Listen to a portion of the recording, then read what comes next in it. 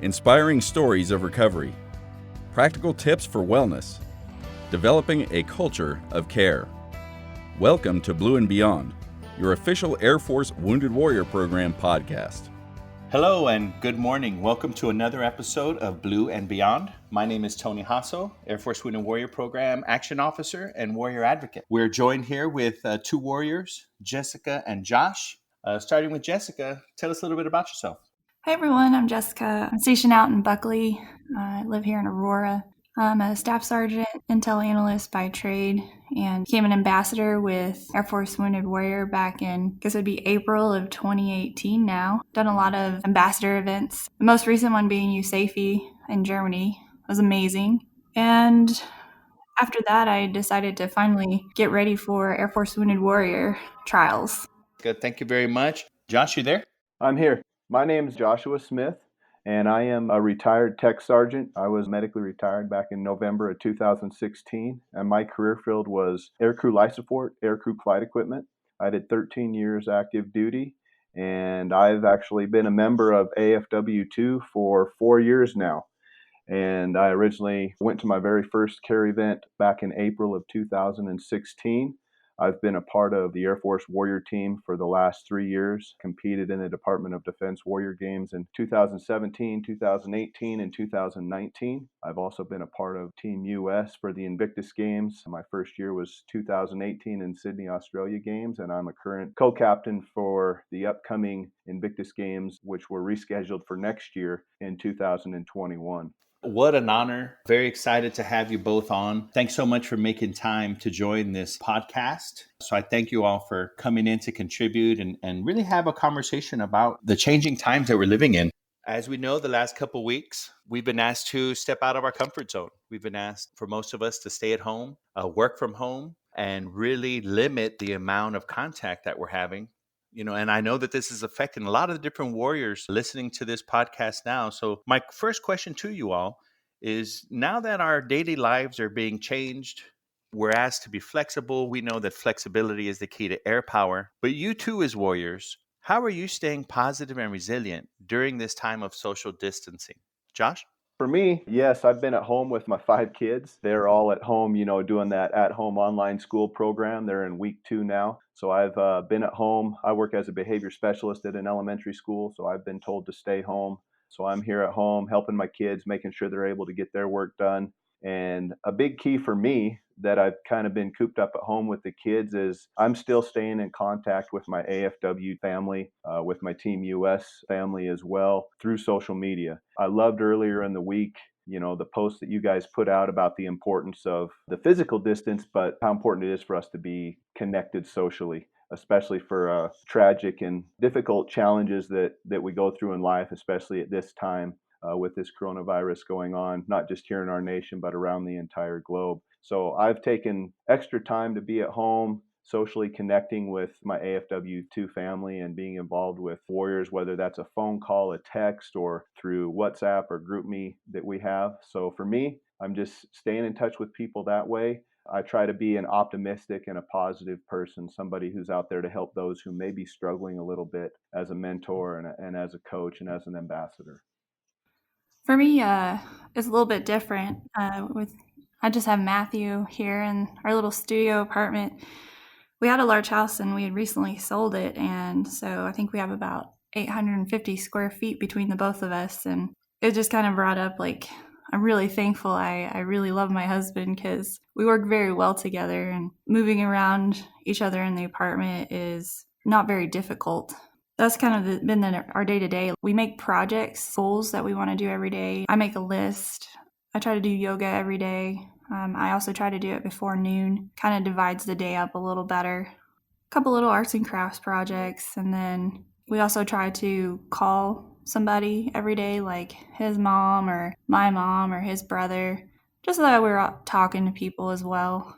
And then as far as reaching out to people, I troll Facebook to make sure my friends, my Air Force Wounded Warrior family, everybody like that is doing all right. And been very thankful I've done that because I've reached out to a few people who have probably needed it. So that's been really good.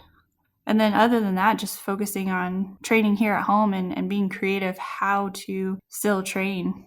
That's been another challenge, but it's been really fun actually to think outside the box. So those are some of the things that have kept me and my husband entertained. Hey, that sounds great, team. Sounds like you all have been communicating with others, been communicating with your own family, taking on some solo activities, staying connected via social media. What would you tell the warrior who says, well, I don't know if I want to reach out. I'm feeling better all by myself here in my house. What would you say to that warrior? What are the benefits of reaching out? Jessica? For the first couple of days, that might be true, but then the days start getting really long and things start blending together. And I think it's really important. Maybe you personally don't need it at that moment, but I guarantee you there's somebody that does need it. And it's not just for you, but it's for your friends that you care about, or your family, or that random person you met and you became Facebook friends with. It could be really vital for them, especially how strange this is as a culture who embraces humanity. I guess, we just talk to each other, we hug each other, and kind of being cut off from that, it affects people a lot of different ways. Maybe that warrior is super introverted and is okay with that, but maybe they know somebody that's really struggling, and it would mean the world to them if they had reached out. Wonderful, Jessica. Go ahead, Josh.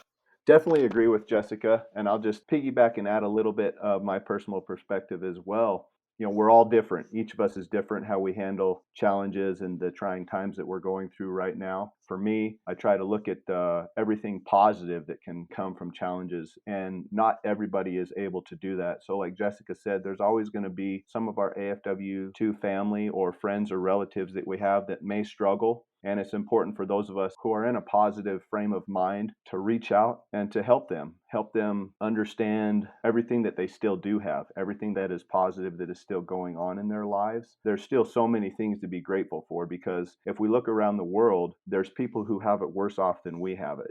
And so for me, it's trying to find all those things that we can take that can become positive. So I know for a lot of us at this time, it was a big blow for some of our warriors, with Air Force trials being, postponed, and they're going to have to be rescheduled.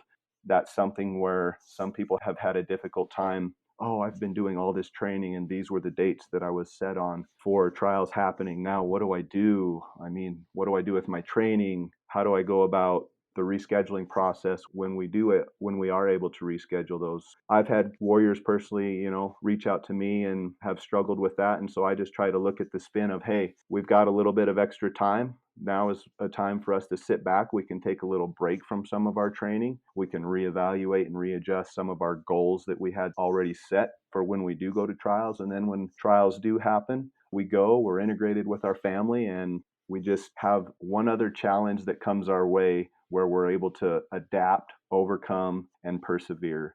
All the tools that our AFW2 program has taught each one of us up to this point talks about the importance of resiliency. And so this is just another opportunity for us to learn and grow, adapt, and to become even more resilient than we already have been in the past. Excellent points, Josh. Both of you touched on something very important to AFW2, and that is service to others. On our AFW2 coin, we have a statement that says, find yourself in service to others. So I challenge warriors out there listening right now, set a small goal, maybe 5 outreaches per day. Contact another warrior, contact someone that you serve with, contact someone who just may need to hear your voice. But that is something that AFW2 believes in, and warriors really appreciate your perspective on that. Josh, you made a statement regarding Air Force trials, and both of you all were signed up for Air Force trials. Unfortunately, it was postponed, right? We're looking at future dates with Nellis Air Force Base. But let me ask you, how are you staying focused in your training for trials? How are you staying focused in your training, let's say, for Warrior Game goals or Invictus Game goals? Josh, if you could tell us how you are staying focused. For me, it's just I'm continuing to train. I've taken a little bit of break, obviously, with gyms being closed, but I'm at home. I'm still able to get to a basketball court to do some wheelchair basketball training and work on those chair skills. I'm able to do calisthenics and band work here at home. So my training, I'm taking a little bit of a break from some of the rigorous training that I've been doing for the past few months as I've been preparing, obviously, for Team US with the Invictus Games, now with trials being rescheduled as well. Just whatever I can find to do being at home or with the limited resources and equipment that I have, still maintaining that positive attitude and doing some training, but at the same time, stepping back just a little bit, dialing down on that training for a little while until this challenge that we're going through subsides and we're able to get back to a little bit of normalcy, hopefully sooner rather than later in the next few weeks. And then also continuing to stay in touch with teammates from an AFW2 and Team USA standpoint on both sides, being involved with those friends that I've made, and just ensuring that I'm able to continue to take care of my body physically, spiritually, mentally, emotionally, socially, maintaining that attitude of no matter what happens, we can adapt, we can overcome, we can stay resilient. I can continue to personally prepare myself for trials and for the Warrior Games when they do happen. So that's my outlook and my take right now. Oh, that's great. That's great perspective, Josh. I was talking to one of my warriors yesterday and I was asking them, what are you doing around the house to stay fit? And he says, Tony, my house has become my new gym. And he said, on top of staying physically fit, he said, I'm utilizing my children as weights. And the older they are, of course, the bigger weight they are. But that's one of the things that he's doing, not only to keep himself fit, but also keep his children involved in what it is that he's doing. Jessica, I know that this was your first Air Force trials that you were going to attend. Now that it's been postponed, how are you staying focused on your training? This whole thing for me has been a little bit different. I jumped into the ambassador world first, and that was because of the trials that I had to overcome battling cancer. That took me out. So training my body to even do the regular Air Force PT test has been pretty challenging. And so back in December, I actually started running every day. So I was training that way to kind of gear up. I think I got the invite February, I guess it came out, maybe March. And I was very hesitant because I've never done any of the games really. So I was kind of intimidated, actually. I'm very competitive, and if I'm going to take a test, I want to do it very well. So just jumping in after barely being able to run a mile and a half, so it was completely different. And then after I got through that, and I was like, you know what, I'm just going to do it. I had about 6 weeks. I signed up for swimming. It's something I always wanted to do. In about 3 weeks, I learned how to swim. I was very determined, and I went to the pool almost every day. And same thing with recurve. I got a bow from USA Archery, and they just lent me a bow and started shooting a few times. I'm decent. I'm not great by any means, but at least, got the feel of it. And then, all the gyms started shutting down, and then the pool started shutting down, and then the ranges shut down. And I was like, well, great. I just started really loving how to swim. How am I going to keep it up? Because that's huge total body workout, cardio, and so that was kind of challenging. So about when everything shut down, I'd been training pretty hard for a while, and so I took about a week and a half and just kind of reevaluated my goals, like Josh said, and I started thinking like, okay, what exercises can I do that would reflect well in competition, and specifically in the sports that I wanted to do. Some of the things that I've done, Matthew and I, in the apartment that we live in, we have a 5-story car garage, and it goes all the way up to the top to a roof. There's stairs that go up and down as well. So took my watch and we walked the car garage and mapped out a mile and a half, and then found out where certain points were, so that way I could run and do interval training using the stairs. So I'd run up and then go up the stairs, and it's just finding different avenues to get that cardio in, to get that strength in. Obviously, shooting a bow it's difficult to replicate, but one of the things that I got from Doc actually was to take a resistance band and pull it, so you get the strengthening, and that's easy. Typically, most people have those around the house. Swimming, there's a video posted in the Air Force Wounded Warrior portal on Facebook for dry swimming. It's like a dry workout. So I was going to do that, and then I was going to keep searching. So just finding those different things to replace what you can and can't do at home. Maybe you don't have the weights, maybe you don't have kids like I don't. So how am I going to get that strength training? So finding those different things and then making reasonable goals as well. And also not letting time get away from you, because you could binge on Netflix and be like, oh, wow, I'm tired. That's why I said, I try to do yoga in the morning, and then, I don't know, about around noon or 3, get my strength and cardio workout in. So that way the day doesn't get away from me. Wonderful. Sounds like you're maximizing time. You're out doing some training. You're trying to obtain your personal best. And I'm going to tell you, for all the first-time participants coming to Air Force trials, beating yourself, beating your own personal times, doing your personal best and exceeding those times, that's really what Air Force trials is all about. And so, Jessica, hey, great insight into staying prepped, staying mentally focused for the upcoming Air Force trials. But Josh, Jessica, I thank you so much for taking time to come out and contribute to our AFW2 podcast. I want to encourage all the warriors out there, stay connected to AFW2. If you have questions or concerns, let's talk about it. Contact your RCC, contact your non-medical care manager. Get your questions answered, especially in this time that we have an opportunity to focus on self. Also, if you know someone that may need help, this is also a good time to refer another person. This is a great time to refer them to our program. Most importantly, Jessica and Josh made some good points. For all of our warriors out there, continue to reach out to others for you and for them. This is Tony Jasso, Air Force Wounded Warrior Action Officer. Thank you so much for joining this edition. See you all soon.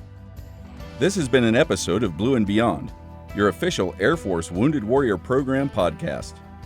Connect with us on social media to keep up with all things AFW2, and be on the lookout for the next Blue and Beyond podcast.